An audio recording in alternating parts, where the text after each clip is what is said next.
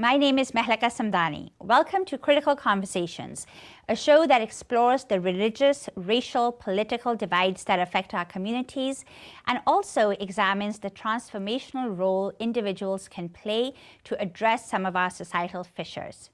Today, we are very fortunate to be joined by Dr. Paula Green, who is the founder and former director of Karuna Center for Peace Building. She is also Professor Emerita at the School for International Training in Brattleboro, Vermont. In 2009, she received the Unsung Hero of Compassion Award from the Dalai Lama for her conflict transformation work around the world. Dr. Paula Green, thank you so much for joining us and welcome to the program. Thank you, Mehlaqa. It's my honor to be here with you. Thank you. So, Paula, you've spent your entire life working in conflict zones around the world, bringing warring factions together around dialogue. But recently, since the election over this past year, you've turned your attention inwards and have focused on the polarization that our country is experiencing at the current moment. So, and one of the initiatives that you've started is called Hands Across the Hills. Can you talk to us a little bit about what that project is and how it came about? Well, first, a little backstory. Before I did international work, I did do my work in this country. I worked on race relations. In those days, I lived in northern New Jersey, and I worked in New Jersey and New York City around issues of race. And then when I moved to New England, I did some work as a therapist. And then after that, I shifted to international work. So for the past 30 years or so, I've been doing international work, and it's been very rewarding. And it was all about bringing people together across differences and to heal the divides, often in those cases caused by war, based on race, religion, class, identity of one sort or another. And after the election, we felt we wanted to try to bridge divides in our own society. I live in a small town called Leverett, just north of Amherst. And we formed the Leverett Alliance in order to work on many issues affecting our community. And we had many subgroups, including sanctuary and environment, community building, and bridging the divides, which is the program that I wound up becoming the chair of as we decided to try to bridge divides with people who we didn't know from a different part of the country. Fortunately, we found a group from eastern Kentucky, which is coal country and Trump country, which made it very different from us, which is education country and not Trump country. Right. And so that's why we did it, and we were very lucky to find this group because having the right partner makes a great deal of difference. And once they agreed to our very odd invitation, we spent 6 months planning this event in order to receive them last weekend. That's wonderful. And so how many people actually came from Kentucky? Was it a diverse group? And how, in fact, did you find that group? Well, there were 11 of them. We expected 15, but we had some last-minute cancellations due to health reasons. And they ranged in age from adolescents to 70. So we had a very nice spread. We had 3 teenagers, which was not part of the original plan, but turned out to be quite rich for everybody. And adults from a variety of age ranges. And not all of them were Trump voters, but all of them had Trump voting around them in their families and in their community, since it was a Trump-supported community. Sure. And we found them, strangely enough, by one of the members of our bridging group seeing an article on the web written by a community organizer in an organization called Apple Shop, which is a 50-year-old organization in Letcher County in Whitesburg, which is the place where they are settled. And he's not from Kentucky, but he's working there with them. He wrote an article that mentioned dialogue and bridging. Our friends saw it. We began a series of emails and then a series of conversations, and now we're partners. Wow, that's So it was amazing. an email relationship that began it all. Excellent. And so this past weekend, you spent, all this time together, this group, very progressive group from Leverett with a group from Kentucky, very conservative politically. What were some of the grievances, fears, and concerns that you heard from this group that visited from Kentucky? Jobs and jobs and jobs. They live in a region that was originally one where the timber barons exploited them, took all their trees, asked them to sign contracts they couldn't read, through which they lost their property, and stripped them of their resources. And then the coal barons came in, gave them more contracts to sign, stripped them of their land, what was under their land, what was around their land, and extracted everything and left them with nothing. Now that coal is failing, they are left without jobs. Right. And their major concern is finding a way to support their families. They are regional folks, they want to stay in their region, but they can't stay without jobs. So that was a very deep grievance. Sure, and I think just in Kentucky, coal jobs plunged by about 64% yes. over the past few years. So, I mean, it was an economic interest that was driving their support for Trump. Absolutely, absolutely. They were one-issue voters. One of the women said, I had planned to vote for any woman who ran for president, no matter which party, because I felt it was time for a woman in the White House. She said, but I couldn't betray my people. Right. Right, so it was very economically driven for them. Did they raise any concerns, or did they sort of share their feelings about some of the other issues, such as immigration, how they feel about that? Were those concerns at all for them? How do they feel about immigrants in general? Well, I would say immigration was one of the major issues that was raised, and it came about in a very interesting way. I decided to start on Friday, which was our first day together, with a little art exercise that would kind of warm people up around family stories and family history. And we did it together, and then we talked about our family histories, and they're vastly different. Their families are local. They've been in that region for generations upon generations. They don't know their immigrant history from a long time ago, and they don't know immigrants. Wow. And our community was composed of people from Russia and Poland and Germany and Ireland and Italy and England and all kinds of places, some quite recent. Some of our people are children of immigrants, forced out by the Holocaust. Others were forced out by economic migration from places like Ireland or Italy a long time ago.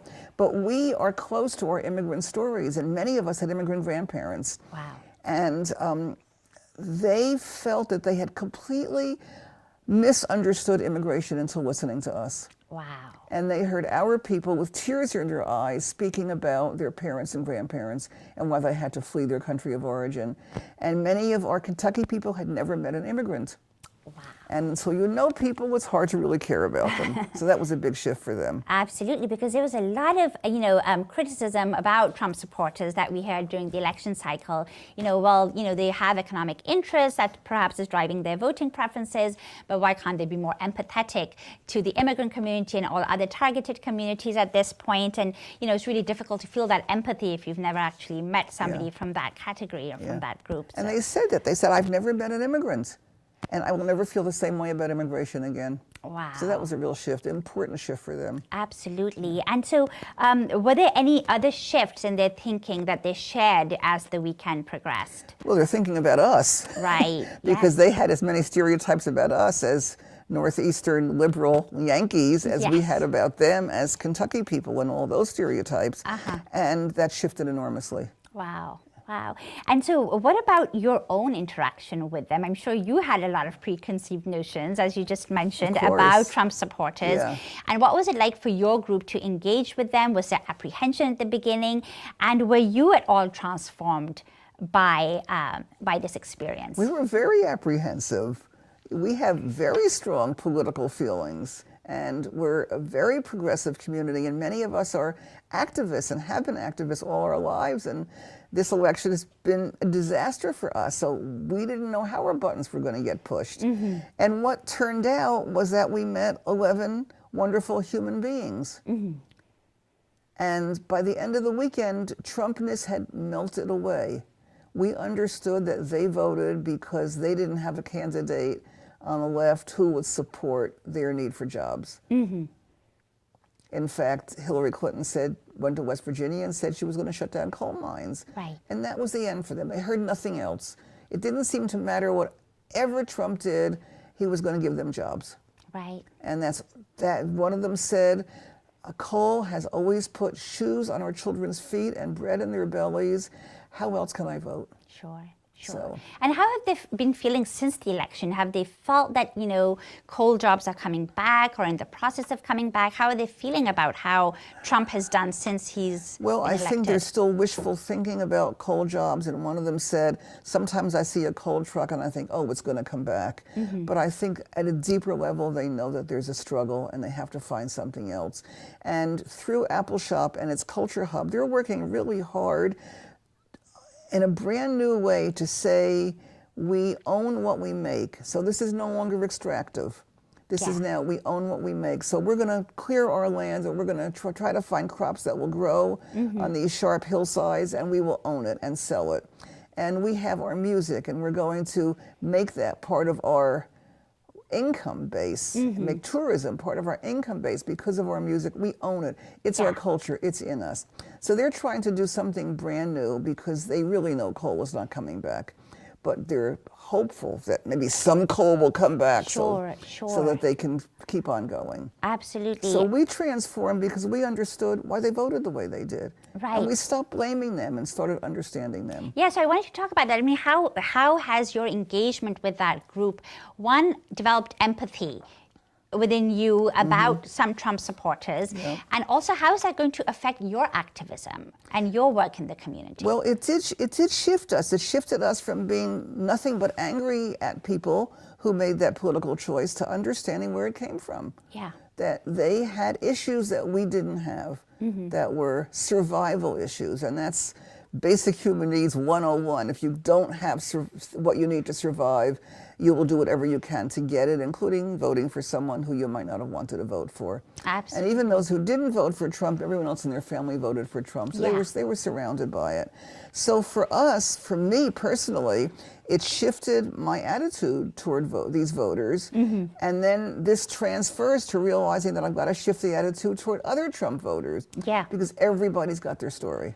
Absolutely. And we have to hear the deep story in order to understand how to transform the whole country. Sure. And do you feel more compelled now after this experience to reach out to perhaps Trump supporters right here in the Valley? Because there are some. Well, there are lots of them, and we had started with that. We have lots of towns around Leverett that are old factory towns. Factories are gone. It's just like the coal mines being gone.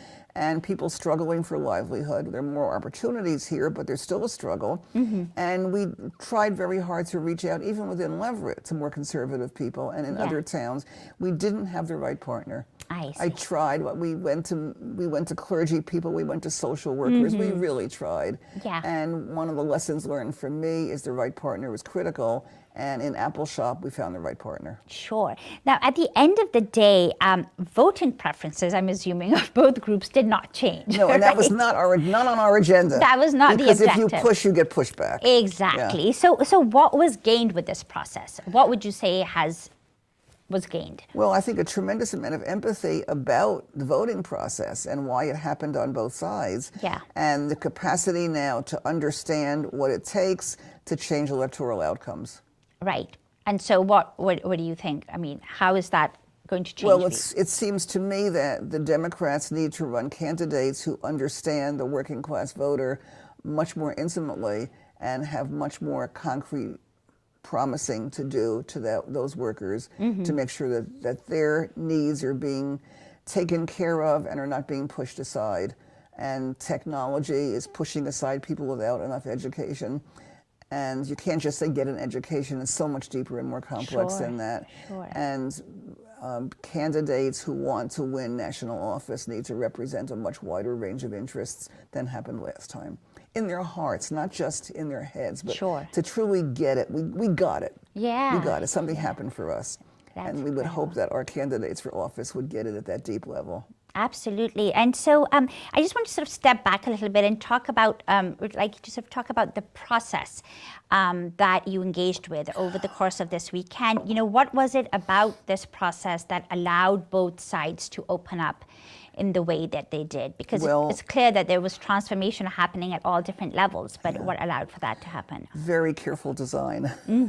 Very deliberate design. I thought about this for months, and based on my years of international experience, I had some idea of the kind of steps and sequencing that will help people bond with each other. And from the moment they got out of the van until the moment they left the van, everything was pretty carefully designed. Yeah. And we had art and lots of music and theater and lots of meals and homestays and active and dialogues that would bring people together. And it built pretty quickly. By the time we had the big public event on Saturday morning, they were trusting of us and obviously trusting of the hundreds of people in the school gym, because they spoke with deep honesty about their fears and concerns to a very large audience in extremely transparent ways. And then people were on their feet cheering for them, which gave them more courage to keep speaking, realizing there was no one in there who was going to attack them. Right. People were grateful to meet them and to hear about them. And hundreds of people showed up because there's a longing in our community to understand the other side. Right. And not to be divided by the media and the politics. Sure, sure. And so, I mean, in terms of if there are other people watching this or who were there at the event on Saturday, if they want to sort of do something similar within their communities or reach out to the other, whoever that other might be, to sort of bridge those divides and engage in dialogue, what are some effective techniques that you employed that, people could perhaps emulate, or do you think it has to be something that's very carefully facilitated in order to make that safe space? Well, one is that we've got a lot of requests for a follow-through event to talk about this, and so we think on December 4th we will probably have a follow-through, lessons learned, reflections, and celebration of this event, and so people can stay tuned and come to that and learn. And we also have a larger ambition to write some sort of a manual or guidelines to help people who want to do this. Because not everyone is going to have the same skill level, and it shouldn't be necessary. Sure, sure. And also, what are next steps for this particular project, Hands Across the Hills? Well, we're going to Kentucky in April, and that's very exciting. We're already planning that. We spent Sunday evening together talking about what we want to do there, and we're already in email. We hope to have a monthly Skype meeting with our Kentucky friends. They're now our friends. Yeah. And have some kind of facilitated conversation once a month. Most people there are on email, and so there'll be a lot of email exchanges. People are doing Facebook and other social media to stay in touch. They're trading photographs. So all of that is happening, all the things that keep people connected across the miles. And we also plan to do a lot of dissemination. We want to write about this. We want to have a blog and a website, and we'll have a video eventually, and try to disseminate what we've done, because we did it for its own sake. We also did it for the sake of the country, and to get other people to realize that not only we can bridge divides, but it's essential for our shared future. Sure. And what was your biggest sort of takeaway from this weekend? That human beings can reach each other across the worst of political divides. And this was the worst for us on both sides. And it completely melted away. Yeah, that's which was kind of amazing. We stopped thinking of each other as voters and started thinking of each other as human beings with very full hearts and very challenging problems. That's really amazing to know. And so, are there plans for? I mean, you have this amazing model that you've sort of developed, and sort of, and this was sort of reaching across to somebody from the other side of the political divide. Are you planning to do that with other identity groups as well? Well, we would like to. We our bridging divides group did a day with you, with Muslims and non-Muslims, and that was wonderful for us. And we're going to have a little reunion coming up in December on that, and we'd like to do more. There was a woman in the audience from the NAACP, and she and I are going to talk and see what maybe we can do in the Amherst area. So we're open. We don't know. We didn't know this was going to happen. We don't know what's going to happen next.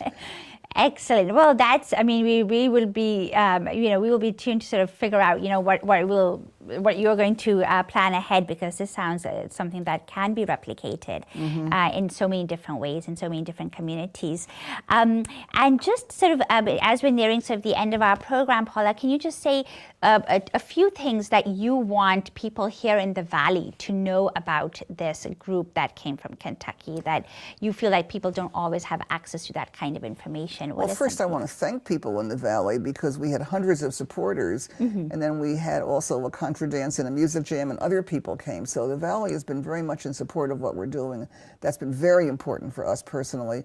What I want to say to people is that we are as in danger of stereotyping others as we are of being stereotyped by others, and that the breaking down of those stereotypes and moving from a kind of demonization to humanization is critical for all of us, and we all have our work cut out for us. And reaching out and meeting the other, such as our Kentucky people meeting immigrant families, is vital. And we have to stretch ourselves and take the chance of being vulnerable with others in order to shift our own perceptions. And I just sort of, as a quick follow-up, how do we sort of identify our own biases, though? You know, even before we reach out to the other, you know, and like you said, because we are all in danger of sort of our own prejudices and being sort of trapped by those. And how do you identify that? Because here in the Valley, I mean, there is this sort of a monolithic quality to this area. It's a wonderful, wonderful, very comfortable, very inclusive place to live in. But we sometimes sort of, you know, get trapped in that echo chamber as well. And so how do we, within this very comfortable space, you know, have those very difficult conversations with ourselves? Well, we have to talk to each other. We have to talk about this. We have to reach out to those who are not in our comfortable bubble and make those connections and not isolate ourselves. There's a wonderful teaching story I love to tell about the Museum of Tolerance in Los Angeles, where upon entry, when I went there, there were 2 doors, and one said, "I am prejudiced," and one said, "I am not prejudiced." And each person who enters this museum, at that time anyway, had to figure out which door to pull. And most people, because we think we're so developed, we try to open the door that says, "I am not prejudiced," and you pull on that door and you pull on that door and it doesn't open. And it's a wonderful teaching story that we are all prejudiced. And Absolutely. those of us who think of ourselves as fairly developed want to think of ourselves as fairly unprejudiced, but we're never done. It's a lifetime task. And the important thing is that we set out on that journey and work on it. Great. Well, thank you so much, Paula. We could, you know, continue to talk for another hour or so, but we are nearing the end of our program. So thank you so much for sharing your insights and for all the work that you've been doing. And until next time, this is your host, Mehlaqa Samdani.